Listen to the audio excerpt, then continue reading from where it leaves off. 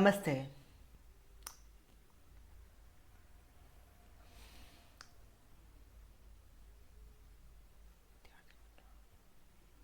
નમસ્તે વિદ્યાર્થી મિત્રો. આજે આપણે ધોરણ 11ની અંદર આમ તો કોમર્સની અંદર જે પાયો બહુ જરૂરી છે, જેના વગર કોમર્સની ઇમારત જે ઊભી ન થઈ શકે તેના વિશે વાત કરવાના છે, જે છે હિસાબી પદ્ધતિ અને તેના પારિભાષિક શબ્દો. તેમાંથી હું અમુક પારિભાષિક શબ્દો હું તમને સમજાવવાનો પ્રયત્ન કરીશ.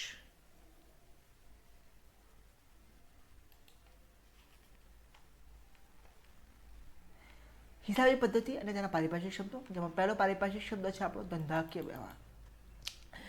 વ્યાખ્યા: આર્થિક વ્યવહાર કે જેને કારણે ધંધાની આર્થિક સ્થિતિ જેમાં ફેરફાર થાય અને જેને નાણાંમાં માપી શકાય. ધંધાકીય વ્યવહાર એટલે કે આપણે કોઈ પણ વસ્તુ કે સેવા વેચીએ છીએ અને એના બદલામાં આપણે રોકડ મળે છે તરત જ, અથવા તો રોકડ મળવાનું વચન મળે છે, તો એને ધંધાકીય વ્યવહાર કહે છે. માની લો આપે મારી પાસેથી કંપાસ બોક્સ લીધો, સ્ટેશનરીની આઇટમ તરીકે કંપાસ બોક્સ લીધો, અને પછી એમ કીધું કે હું 10 દિવસ પછી તમને પૈસા આપી દઈશ, તો ધંધાકીય વ્યવહાર થયો, વસ્તુની લેવડ દેવડ થઈ, પરંતુ પૈસા તરત નથી મળ્યા, તો એ ધંધાકીય વ્યવહાર કેવો છે? ઉધાર ધંધાકીય. બીજું એક ઉદાહરણ, તમે કંપાસ બોક્સ લીધો અને મને તરત જ 100 રૂપિયા જે થતા હતા એ આપી દીધા, તો કેવો છે? રોકડ ધંધાકીય વ્યવહાર. ઉદાહરણ તરીકે અહીંયા બીજું પણ ઉદાહરણ આપ્યું, 5000નું ફર્નિચર ખરીદ્યું, જે પૈકી 3000 રોકડા ચૂકવ્યા અને બાકીની રકમ 10 દિવસ. અહીંયા તમે જોયું કે 5000નું ફર્નિચર ખરીદ્યું છે આપણે, એમાં શું કર્યું? ફર્નિચર ખરીદ્યું અને એમાં 3000 રોકડા ચૂકવી દીધા, એટલે રોકડ ધંધાકીય વ્યવહાર થયો, પરંતુ એમાં જ બાકીના 2000 રૂપિયા છે એ પછી ચૂકવવાનું કીધું, તો એ ઉદાહરણ કે આ બંનેનું મિશ્રણ ઉદાહરણ થયું છે. બીજો શબ્દ છે આપણો બનાવ, ઇવેન્ટ. વ્યાખ્યા જોઈએ એની પહેલાં તો ધંધાકીય વ્યવહારના પરિણામે ઉદ્ભવેલું પરિણામ, એટલે કે ધંધાકીય વ્યવહાર કયો, તેને કારણે ધંધામાં શું અસર થઈ, શું પરિણામ આવ્યું વ્યવહારનું. ઉદાહરણ તરીકે અહીંયા આપ્યું છે આપણને કે માલનું વેચાણ કર્યું 3000 રૂપિયામાં અને અન્ય ખર્ચા થયા 500 રૂપિયા, તો 2500નો નફો થયો. માની લો બીજું ઉદાહરણ આપું, માની લો કે આપણે 5000 રૂપિયાનો માલ ખરીદીએ, તો એમાં આપણે 500 રૂપિયા મજૂરી ચૂકવી, એટલે 5500 રૂપિયા આપણી ખરીદ કિંમત થઈ, પરંતુ જ્યારે આપણે માલ વેચ્યો તો કેટલામાં વેચ્યો? 7000માં, તો 2000 રૂપિયા આપણને વધારે મળ્યા, તો શું થયું? ઘટના થઈ, આપણને નફો થયો. એ કે આ વ્યવહારના કારણે આપણને નફો થયો, એટલે બનાવ થયો, આ બનાવ વસ્તુ થઈ. ત્યાર પછીનો આપણો શબ્દ જોઈએ મૂડી. ધંધાના માલિક દ્વારા ધંધામાં રોકવામાં આવેલ રોકડ, માલ કે મિલકતને આ ધંધાનું દેવું ગણવામાં આવે છે. ધંધાનો માલિક ધંધો શરૂ કરવા માટે જે બાબતો લાવે છે, કે મૂડી લાવે, મિલકત લાવે, રોકડ લાવે, તેને ધંધાને મૂડી કહેવામાં આવે છે. માની લો કે તમે ચાની કીટલી ખોલવાના હોય, તો ચાની કીટલી ખોલવા માટે પણ તમે કપરાકાબી લાવશો, ચાય પત્તી લાવશો, સ્ટવ લાવશો, તો એ તમારે ધંધાની મૂડી કહેવામાં આવે.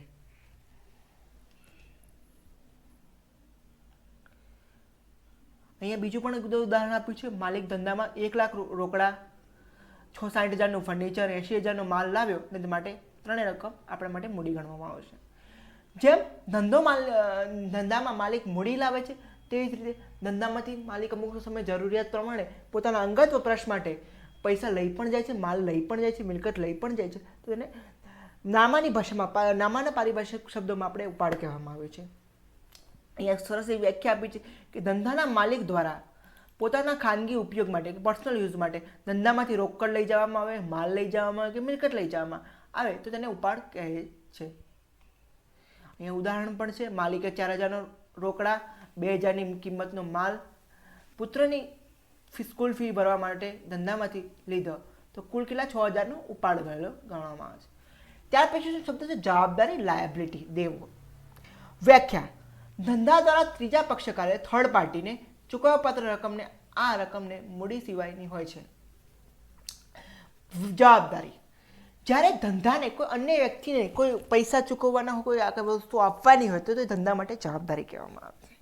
આવી જવાબદારીના પણ પ્રકાર છે. માની લો કે કોઈ ધંધામાં, ઉદાહરણ તરીકે અહીંયા સારું આપ્યું છે ઉદાહરણ, કે બેંક પાસેથી લીધેલી લોન અથવા વેપારી માલની ખરીદી પેટે ચૂકવવાના બાકી ના. હવે આપણે ધંધા શરૂ કરવા માટે કોઈ લોન લીધી હતી, તો આપણે લોન તો ચૂકવવી તો પડશે, લોનનો હપ્તો બી ચૂકવવો પડશે, તો એ આપણી ધંધાની જવાબદારી થઈ.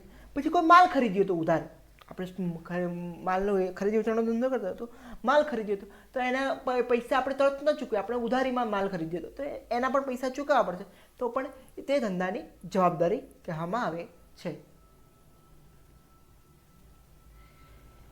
જવાબદારીના પ્રકારમાં જોઈએ તો એક આંતરિક જવાબદારી અને એક બાહ્ય જવાબદારી. આંતરિક જવાબદારી, ધંધાના માલિક દ્વારા ધંધાના ચૂકવપાત્ર રકમ જેમ કે મૂડી, ધંધાના માલિકે ધંધાને ચૂકવપાત્ર રકમ જેમ કે મૂડી. ધંધાની આંતરિક જવાબદારી કેવી રીતે? ધંધાનો માલિક છે એને મૂડી ઉપર મૂડીનું વ્યાજ આપવું પડે. ધંધાએ માલિકે ધંધામાં મૂડી રોકી છે તો મૂડી ઉપર એને વ્યાજ મળે છે, એ ધંધાની આંતરિક જવાબદારી થઈ.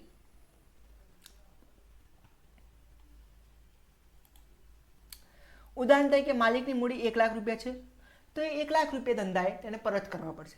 એ મૂડીના વ્યાજ સ્વરૂપે પણ પરત કરી શકે છે, તો 1 લાખ રૂપિયા ધંધાની આંતરિક જવાબદારી થઈ.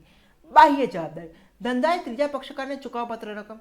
ઉદાહરણ તરીકે વેપારી પાસેથી 30,000નો શાક ઉપર માલ ખરીદો, આપણે આગળ બહુ ડિટેલમાં ચર્ચા કરી જવાબદારીના ભાગ સ્વરૂપે, તો એ 30,000 આપણે ધંધાના ત્રીજો પક્ષકાર છે. અહીંયા કોઈ અંદરનો માણસ નથી, માલિકને ચૂકવવાના નથી, પણ ત્રીજો પક્ષકાર કે આપણો લેણદારને પૈસા ચૂકવવાના છે, તો એ બાહ્ય જવાબદારી થઈ. હવે છે ચાલુ જવાબદારી. ચાલુ જવાબદારી અને બિનચાલુ જવાબદારી. જવાબદારીના બીજા પ્રકાર છે ચાલુ જવાબદારી, બિનચાલુ જવાબદારી, current liability and non current liability. ચાલુ જવાબદારી, જે જવાબદારીનો સમયગાળો 1 વર્ષ એટલે કે 12 મહિના કે તેનાથી ઓછો સમયગાળો હોય ચૂકવવાની હોય તેને ચાલુ જવાબદારી કહેવાય છે. એટલે એવી લાયબિલિટીઝ છે કે જેને આપણે 1 વર્ષની અંદર ચૂકવવી જ પડશે, તો એને ચાલુ જવાબદારી કહેવામાં આવે છે. ઉદાહરણ તરીકે વેપારીને ચૂકવવાના બાકી લેણા. હવે કઈ દિવસ એવું સમજ્યું છે કે આપણે અત્યારે માલ ખરીદીએ 5 વર્ષ પછી નાણાં ચૂકવીશું, તો ના હોય. વધુમાં વધુ 1 વર્ષ, મોટો ઓર્ડર હોય તો 1 વર્ષ અને ઓછામાં ઓછા 90 દિવસની આપણને ઉધારી તરીકે માલ મળી શકે. તો વેપારી તરીને નાણાં ચૂકવવાના હોય તો એ ચાલુ જવાબદારીમાં આવે. પછી છે બિનચાલુ જવાબદારી. જે જવાબદારી 1 વર્ષથી વધુ સમય માટેની હોય તો એને બિનચાલુ જવાબદારી કહેવામાં આવે છે. ઉદાહરણ તરીકે બેંકમાંથી લીધેલા 5 વર્ષ માટેની લોન.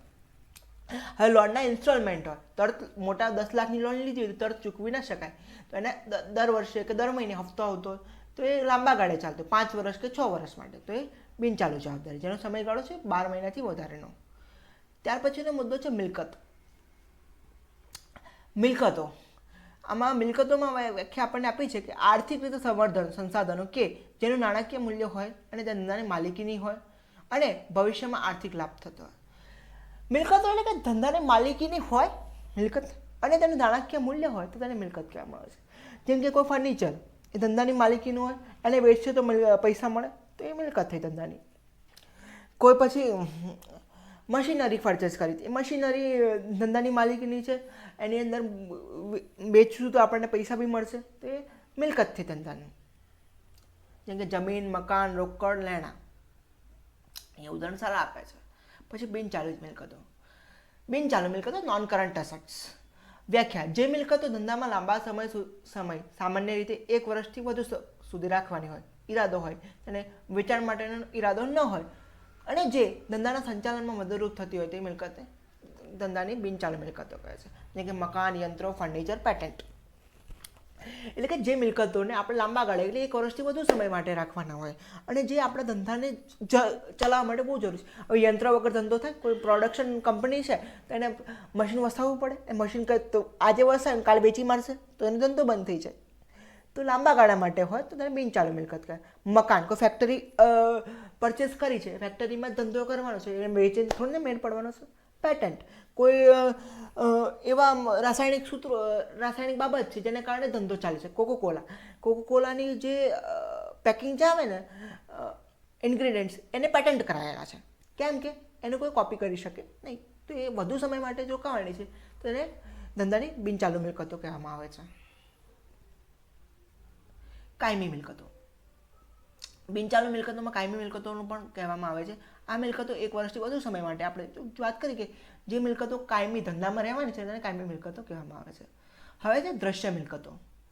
દ્રશ્ય મિલકતો કે જે મિલકતોનું ભૌતિક અસ્તિત્વમાં ધરાવતી હોય, ફિઝિકલ એક્ઝિસ્ટન્સ ધરાવતી, જેને સ્પર્શી શકાય છે અને જેને જોઈ શકાય છે નરી આંખે, તેને દ્રશ્ય મિલકતો કહે છે. જેમ કે આપણે જમીન, મકાન, યંત્રો અને ફર્નિચર.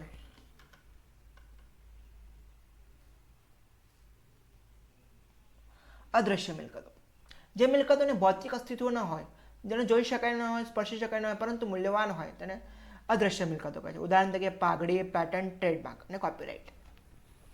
હવે આપણે પાઘડીને જોઈ ન શકીએ, પરંતુ જ્યારે ધંધો વેચવા જઈએ તો ધંધાનું મર્જર થાય, કંપનીનું મર્જર થાય અથવા કોઈ ભાગીદારી પેઢીનું મર્જર થાય, ત્યારે પાઘડી મળી શકે. હવે તમારે ધંધો વેચવા જાઓ, માની લો કે એક કરિયાણાની દુકાન છે, બીજી કરિયાણાની દુકાન છે.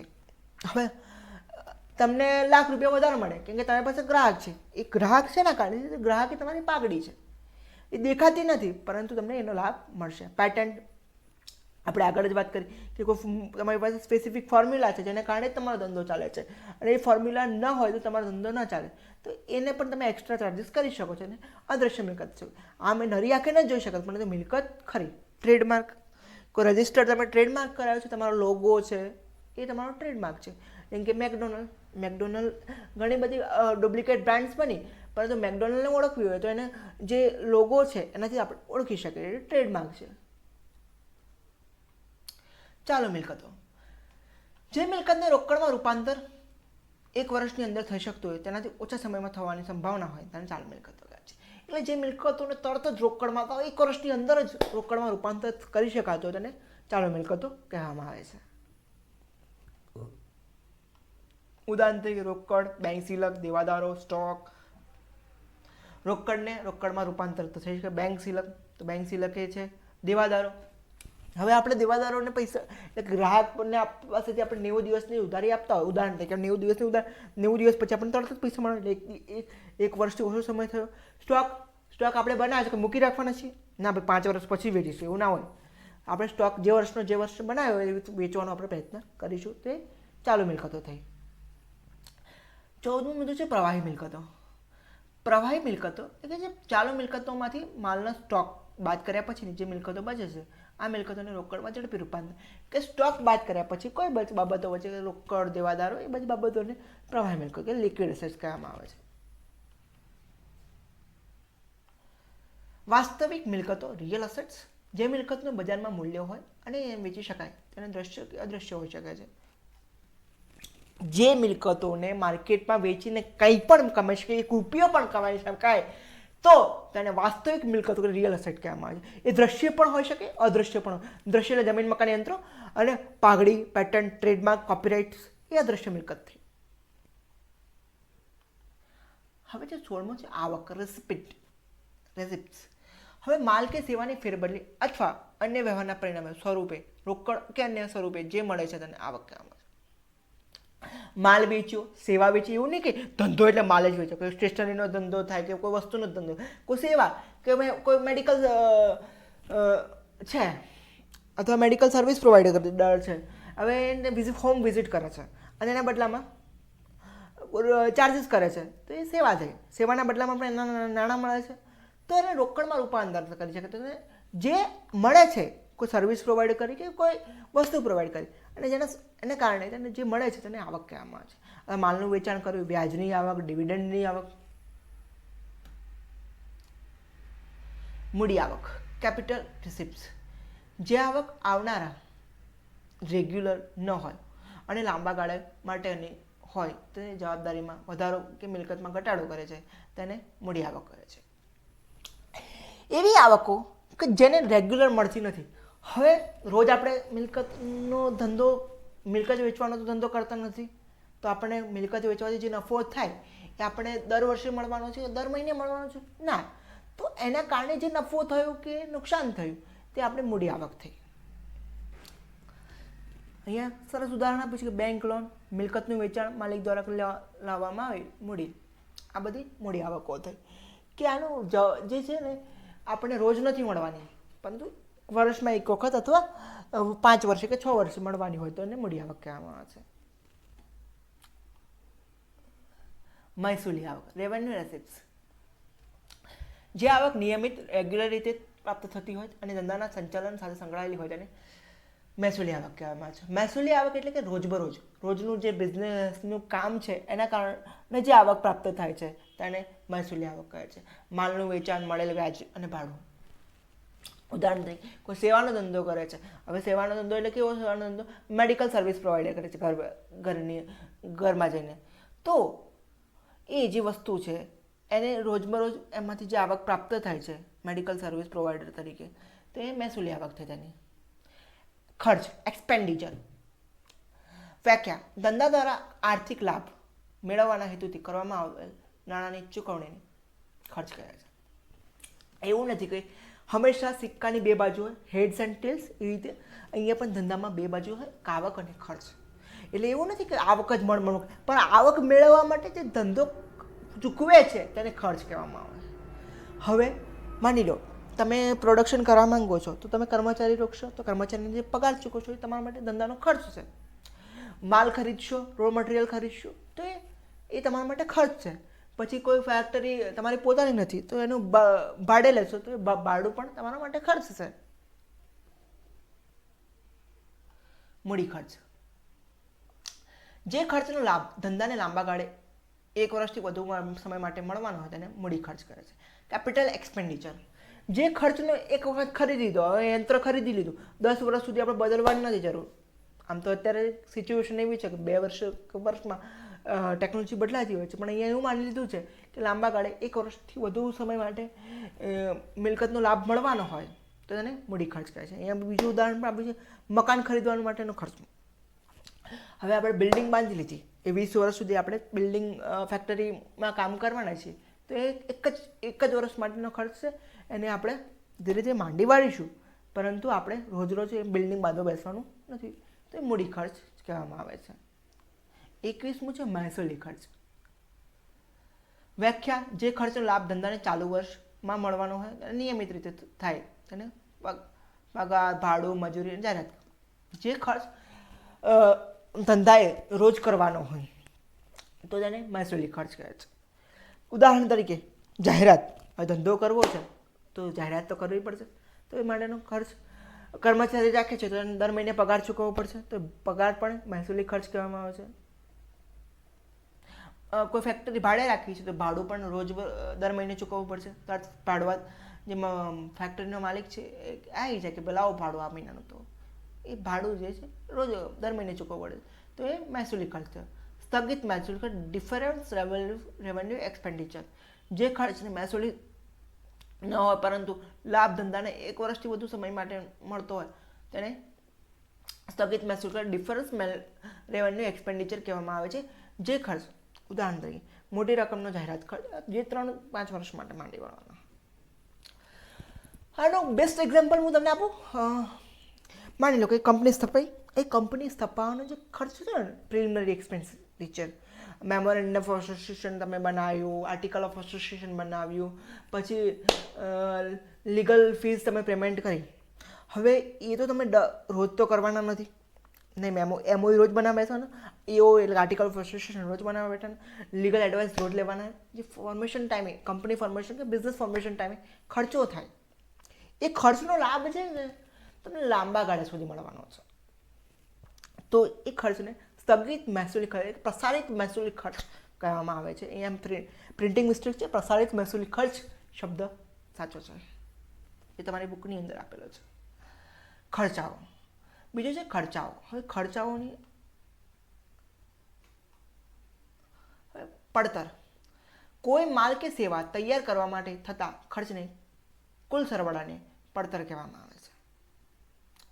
એટલે કે કોઈ માની લો કોઈ પ્રોડક્ટ બનાવી, માની લો કે અમે કોઈ ફેસ વોશ બનાવ્યું, એ ફેસ વોશ બનાવવા માટેનો જે ઓવરઓલ એક્સપેન્ડિચર થયો છે કે આ ફેસ વોશની કોસ્ટ કેટલી, એના માટે તમે રો મટીરિયલ લાવ્યા હોય, પગાર ચૂકવ્યો હોય, એના માટે ઇલેક્ટ્રિસિટી બિલ ચૂકવ્યું હોય, જે પણ ઓવરઓલ એક્સપેન્ડિચર થયા છે તેને તમારી એ પડતર થઈ, એ ફેસ વોશ બનાવવાની પડતર થઈ.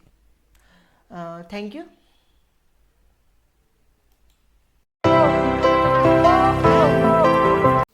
નમસ્કાર વિદ્યાર્થી મિત્રો, મારું નામ લહેરુ જયકુમાર છે.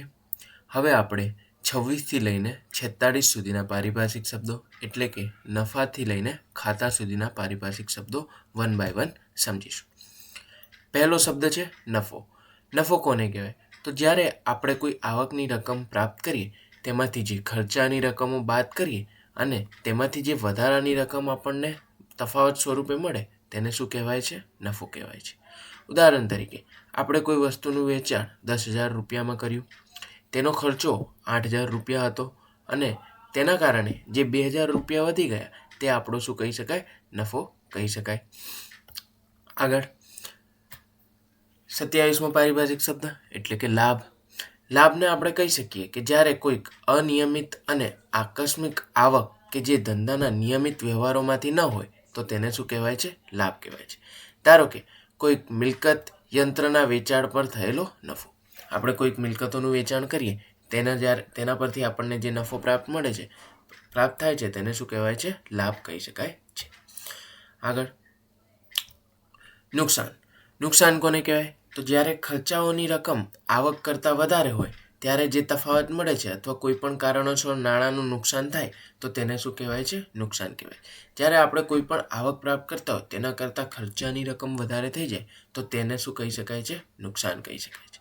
ઉદાહરણ તરીકે આગથી માલ બળી ગયો હોય, ચોરી થઈ ગઈ હોય, વેચાણ 10,000નું અને પડતર 15,000ની હોય, એટલે કે કંઈક આપણે વેચાણ કર્યું હોય એ 10,000નું થયું પરંતુ તેના પર ખર્ચો કેટલાનો થયો હશે? 15,000નો થયો હોય તો એ પણ આપણું શું કહેવાય છે? નુકસાન કહેવાય છે. અને એક તો ડાયરેક્ટ કે કોઈ કેશનું જ પૈસાનું જ નુકસાન થઈ ગયું, ₹5,000નું કોઈ કારણોસર આપણું નુકસાન થઈ ગયું તો તેને પણ શું કહેવાય છે? નુકસાન કહેવાય છે. આગળ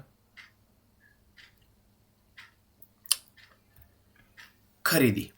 ખરીદીને આપણે કહી શકીએ કે જ્યારે વેચાણ કરવાના હેતુથી માલ ખરીદવામાં આવે અથવા રોકડ કે શાક ઉપર માલનો ખરીદી કરવામાં આવે તો તેને શું કહેવાય છે? ખરીદી કહેવાય છે. આપણે કોઈ વસ્તુની વેચાણ કરવા માંગતા હોય તેના માટે જે ખરીદી કરીએ છીએ તેને શું કહેવાય છે? ખરીદી કહેવાય છે. દાખલા તરીકે વેપારી દ્વારા 50,000નો માલ ખરીદવામાં આવ્યો તો તેને શું કહેવાય છે? ખરીદી કહેવાય છે. ત્યારબાદ વેચાણ. વેચાણ કહી શકીએ કે વેચાણ કરવાના હેતુથી ખરીદેલ માલનું રોકડ કે શાક પર વેચાણ કરવામાં આવે છે. વેચાણ કોને કહેવાય? ધારો કે કોઈ પણ આપણે વસ્તુની ખરીદી કરી હોય અને તેનું વેચાણ કરીએ તો તેને શું કહેવાય છે? વેચાણ કહેવાય છે. ઉદાહરણ તરીકે ₹45,000નો માલ રોકડેથી વેચ્યો. કોઈ પણ આપણે માલ હોય એનું વેચાણ કરીએ તો એ આપણે નફો કમાવાના હેતુથી કરતા હોઈએ છીએ તો તેવા કાર્યને શું કહેવાય છે? વેચાણ કહેવાય છે. ત્યારબાદ સ્ટોક. સ્ટોક કોને કહી શકાય? તો ધંધા દ્વારા વેપાર કરવાના હેતુથી ખરીદેલ માલમાંથી વેચાયા વગરનો માલ, એટલે કે કોઈ પણ આપણે માલ ખરીદ્યો હોય અને તેનું વેચાણ કર્યું હોય પરંતુ જે માલ વધી જાય તેને શું કહી શકાય છે? સ્ટોક કહી શકાય છે, એટલે કે અનસોલ્ડ માલ કહી શકાય છે. ઉદાહરણ તરીકે વર્ષના અંતે 10,000ની કિંમતનો માલ વેચાયા વગરનો પડ્યો રહ્યો તો તેને શું કહી શકાય? આખર સ્ટોક કહી શકાય. શરૂઆતમાં આપણે કોઈ પણ ધંધા માટે માલ ખરીદીએ તો એ શરૂઆતમાં શરૂનો સ્ટોક બને છે અને વર્ષના અંતે જે માલ પડ્યો રહ્યો હોય તે આખર સ્ટોક બને છે.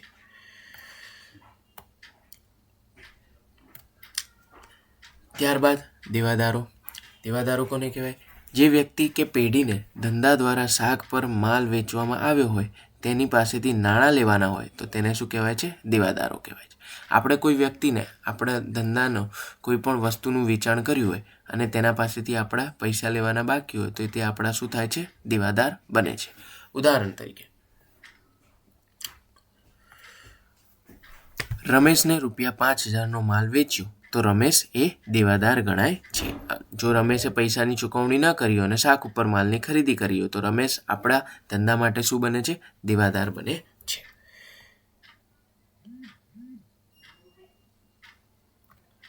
ત્યારબાદ લેણી હુંડી. લેણી હુંડી કોને કહેવાય? તો દેવાદાર દ્વારા ભવિષ્યની કોઈ નિશ્ચિત તારીખે નાણાં ચૂકવવાની શરતે લખી આપેલ અને ધંધા દ્વારા સ્વીકાર કરેલ લેખિત દસ્તાવેજ. ઉદાહરણ તરીકે કહી શકીએ કે 3 મહિના પછી ₹10,000 ચૂકવવા માટેની લેણી હુંડી સ્વીકારી. આપણે કોઈક વ્યક્તિને માલ સામાન વેચ્યો હોય પરંતુ તેણે અત્યારે પૈસા ન આપ્યા હોય, ભવિષ્યની કોઈક નિશ્ચિત તારીખે નાણાં ચૂકવવાની શરત આપી હોય તો આપણે એને લેણી હુંડી આપીશું, લખીને આપીશું અને તે લેણી હુંડીનો શું કરશે? સ્વીકાર કરશે અને ત્યારબાદ તે નાણાંની ચૂકવણી કરશે. ત્યારબાદ લેણદારો કોને કહેવાય? તો જે વ્યક્તિ કે પેઢી પાસેથી ધંધા દ્વારા શાક પર માલ ખરીદવામાં આવ્યા હોય તો જેને નાણાં ચૂકવવાના હોય તેને આપણે શું કહેવાય છે? લેણદારો કહેવાય છે. ધારો કે આપણે કોઈક વ્યક્તિ કે પેઢી પાસેથી ઉધારમાં શાક ઉપર માલની ખરીદી કરી તો તે વ્યક્તિ કે પેઢી આપણા શું બને છે? લેણદારો બને છે. દાખલા તરીકે મહેશ પાસેથી ₹8,000નો માલ ખરીદ્યો હોય તો મહેશ એ આપણો શું કહેવાય? લેણદાર કહેવાય. આપણે મહેશને જો ₹8,000 ચૂકવણી ન કરી હોય તો મહેશ આપણો શું બને છે? લેણદાર બને છે.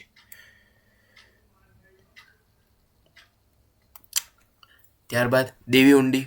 તો લેણદારને ભવિષ્યની કોઈક નિશ્ચિત તારીખે નાણાં ચૂકવવાની શરતે ધંધા દ્વારા લખી આપવામાં આવેલ લેખિત દસ્તાવેજ.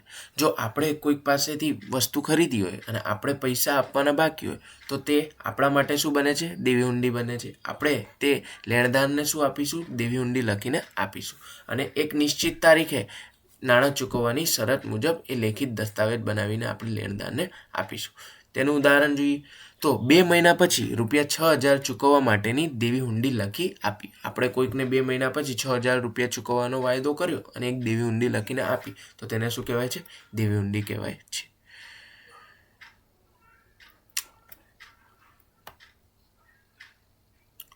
ત્યારબાદ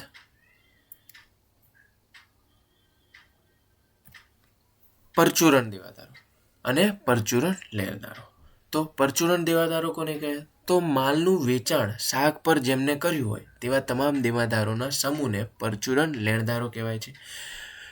ત્યારબાદ માલની ખરીદી શાક પર જેમની પાસેથી કરી હોય તેવા તમામ લેણદારોના સમૂહને પરચુરણ લેણદારો કહેવાય છે.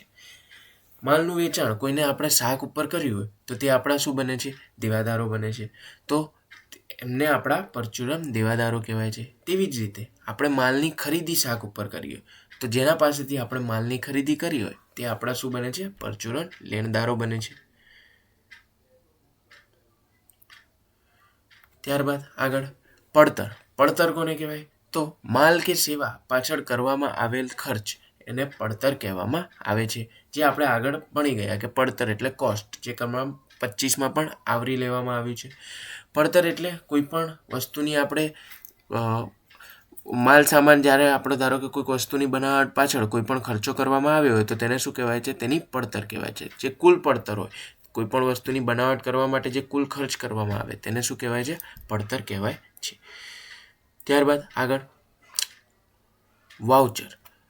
વાઉચરને કહી શકીએ કે હિસાબી વ્યવહાર થયો છે તે સાબિત કરતો લેખિત પુરાવો. વાઉચર એટલે કોઈ પણ આપણે નાણાકીય લેવડ દેવડ કરીએ તો તેના માટે આપણે વાઉચર લખીએ છીએ જે રિટર્ન એવિડન્સ કહેવાય છે. ઉદાહરણ તરીકે રોકડનો મેમો. કોઈ પણ આપણે રોકડ આપી હોય અથવા રોકડ લીધી હોય તો તેનું એક વાઉચર બનાવીને આપણે ધંધાકીય એકમમાં રાખી શકીએ છીએ જે એક રિટર્ન એવિડન્સ તરીકે રહી શકે છે. તેવી જ રીતે બિલ, બેંકની રસીદ, પગારની સ્લિપ વગેરે શું કહેવાય છે? વાઉચરો કહેવાય છે.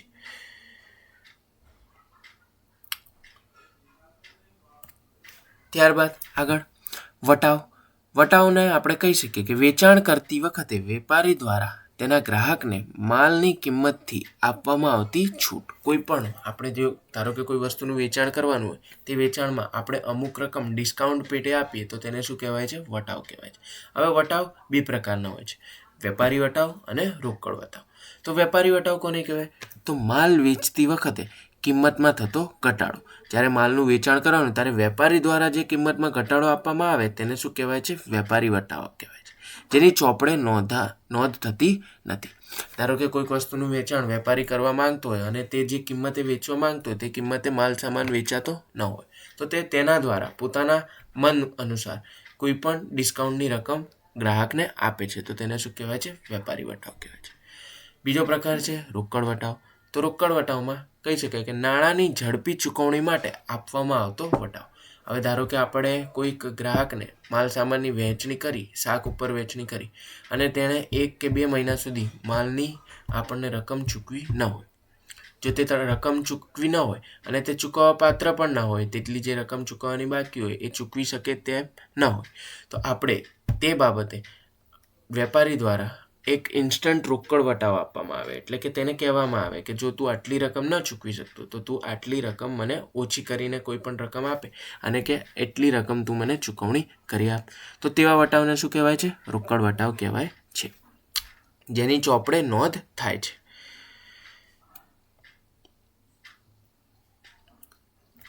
ત્યારબાદ વટાવ મળેલ અને વટાવ આપેલ. તો મળેલ વટાવ કોને કહેવાય? તો લેણદારને ચૂકવણી કરતી વખતે આપણને જે વટાવ મળે તેને શું કહેવાય છે? મળેલ વટાવ કહેવાય છે. આપણે કોઈ લેણદાર હોય, આપણે કોઈને પૈસા ચૂકવવાના હોય, તે સમયે આપણને કોઈ વટાવ લેણદાર દ્વારા આપવામાં આવે તો તેને શું કહેવાય છે? મળેલ વટાવ કહેવાય. એ આપણા માટે આવક કહેવાય છે. ત્યારબાદ આપેલ વટાવ, તો દેવાદાર પાસેથી વહેલા નાણાં મળવાના હેતુથી જે આપણા દ્વારા વટાવ આપવામાં આવે તેને શું કહેવામાં આવે છે? આપેલ વટાવ કહેવામાં આવે છે. જે આપણા ધંધા માટે શું કહેવાય છે? ખર્ચ કહેવાય છે.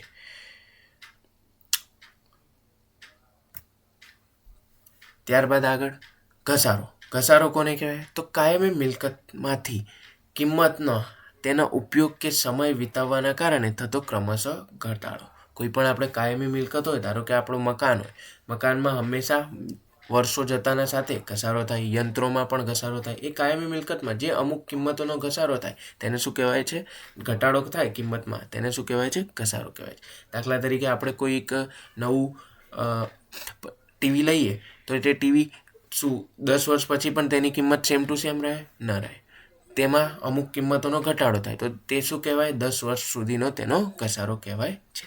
ઉદાહરણ તરીકે 50,000ના યંત્ર પર 10% ઘસારો ગણતા તે 5,000 ઘસારો કહેવાય છે. 50,000ના યંત્ર પર 10% લેખે ઘસારો ગણવાનું કહે તો 50,000ના 10% શું થાય? 5,000. તો તેનો શું કહેવાય છે? ઘસારો. તો હવે યંત્રની કિંમત શું કહી શકાય? તો 45,000 કહી શકાય. ઘસારો બાદ કર્યા બાદ યંત્રની કિંમત 45,000 કહી શકાય છે.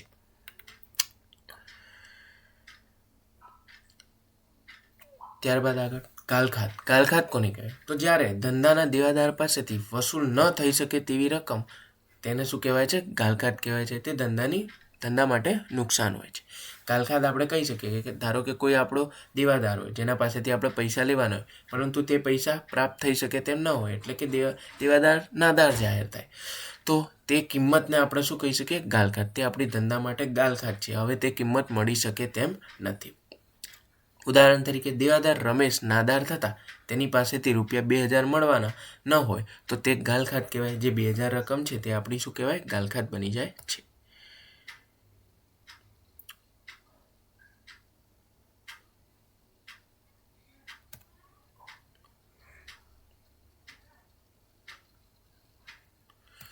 હવે આગળ સદ્ધર.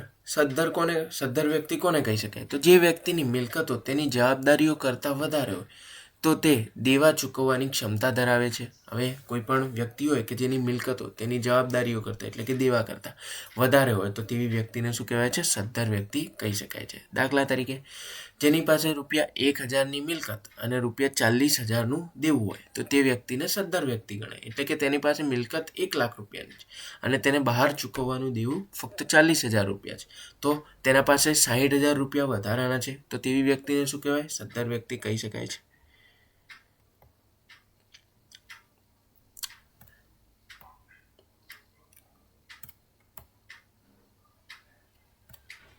ત્યારબાદ આગળ નાદાર વ્યક્તિ. નાદાર વ્યક્તિ કોને કહેવાય? તો જે વ્યક્તિની જવાબદારીઓ તેની મિલકત કરતાં વધુ હોય તો તેવા વ્યક્તિને શું કહેવાય છે? નાદાર વ્યક્તિઓ કહેવાય છે.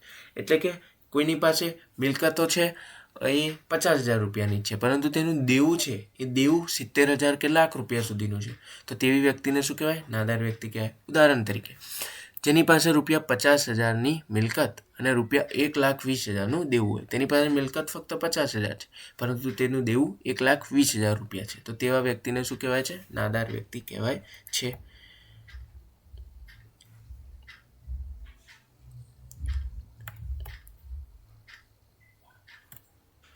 હવે આગળ ઉધાર અને જમા વ્યવહાર. તો હિસાબી પદ્ધતિના બે પક્ષો હોય છે એટલે કે ટુ સાઇડ્સ હોય છે જેમ વ્યવહારની અસર દર્શાવે છે.